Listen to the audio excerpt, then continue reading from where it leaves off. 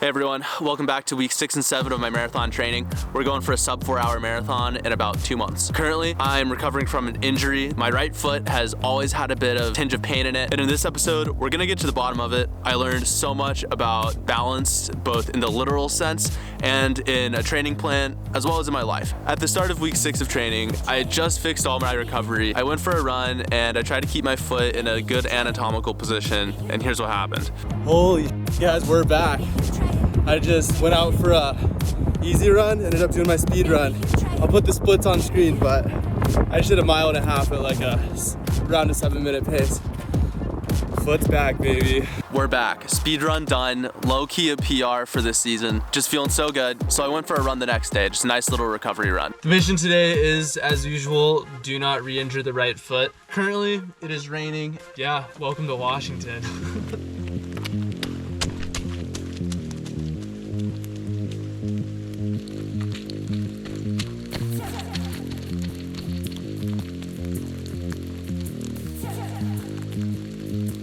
Well, I hope AirPods are waterproof. Jeez. Well, we failed. Got to 2.9 miles and I had to stop. My foot started to hurt. I don't know what to do. The first step to diving into any decent rabbit hole is to watch YouTube videos on it. I watched video after video about what could be wrong with your feet. And from those videos, I couldn't tell if it's plantar fasciitis, if it's metatarsalgia, pneumonia, COVID, I don't know. Maybe I'm pregnant. But what I did figure out is that the foot that I have pain in, my right foot, is extremely weak, both the foot and the calf. And you know what? I'd be willing to bet money that yours are too. Try this out. So starting with or without shoes, balance on one foot and hinge at the hip, touching your foot with the opposite hand.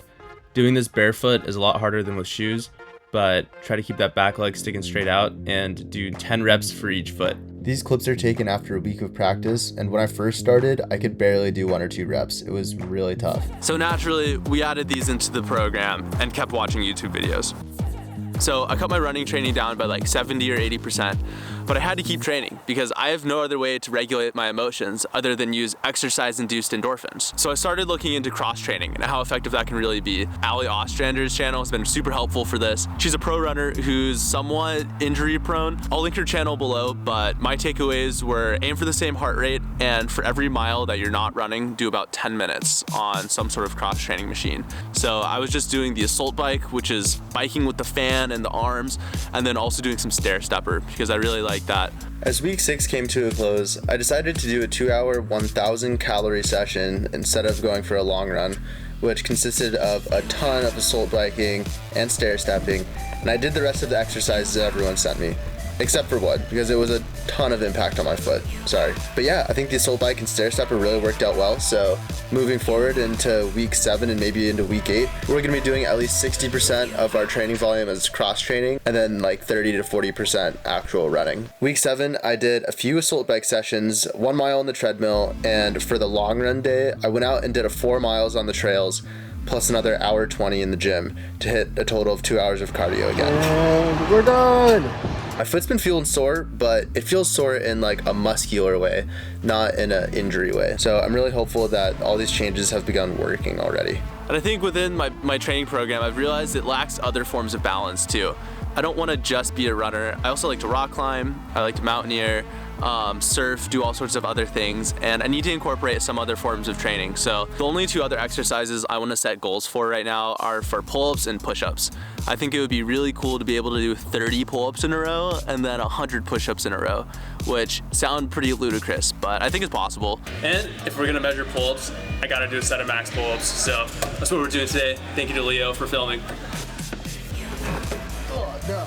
Let's get 20. Let's get cool.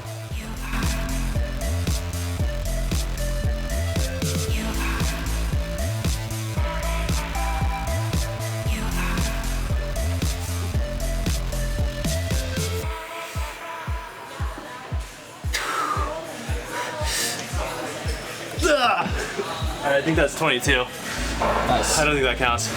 So I'm 8 pull-ups off. I need to have a 26% improvement on my pull-ups. I also did a max set of push-ups during week 6. I did 50, so we're gonna try to double it.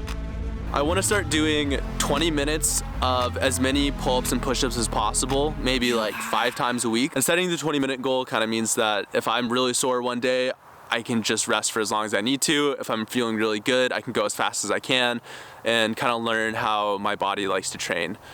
All right, I'll try to keep this last segment quick, but in terms of my life, I've been realizing through not being able to train as much as I have been, I want to live a life where if I lose a main pillar of enjoyment or fulfillment, I have other ones to kind of balance things out. I've been living a life that's a bit unbalanced, and I haven't been putting as much energy into other things that could bring me fulfillment, like spending time with friends and family, doing things in service of other people, developing career-related skills that aren't talking to a camera or exercising. I don't know, I don't think I've been putting enough energy into those things. And the reason that I've been able to overlook that is I think I get obsessed with stuff sometimes. I can just tie my entire mood and feeling of worth to a singular thing in my life, and that thing's kind of my current obsession. And if that obsession is going well, then I can feel really good even if I'm totally neglecting everything else. And if that obsession's going poorly but everything else in my life is going really well, I'll probably feel really bad and kind of depressed, even though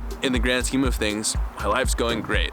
This probably sounds really basic to anyone out there who understands this, but I don't know, it's really easy for me to get obsessed with stuff. So now that I've realized it, I can totally see it whenever I'm going down that rabbit hole. That doesn't mean I'm perfect at fixing it yet, but just seeing it has caused so much change in the last couple weeks. Got a prefrontal cortex now, so putting that thing to use. So yeah, that was the last 2 weeks. We're trying to change the balance in my foot, the balance in this training program, and the balance in life overall. I'm just a dude making YouTube videos, so we'll see how much of that actually changes. I think next week we're gonna be back to running. My hope for next week is that I can do 2 easy runs and then maybe an 8-mile long run. And I think if that goes well, we'll jump straight back into training the next week. Big things coming, and yeah, if you made it to this point in the video, you're a trooper. I'm not even gonna ask for a like or subscribe because I don't know what you're doing here, but shout out to the homies. I hope your training's going well. I hope your life feels balanced and fulfilling. And I hope that whatever is challenging you right now, you're making progress on it, because man, we're all going through something. So have a good week, you all.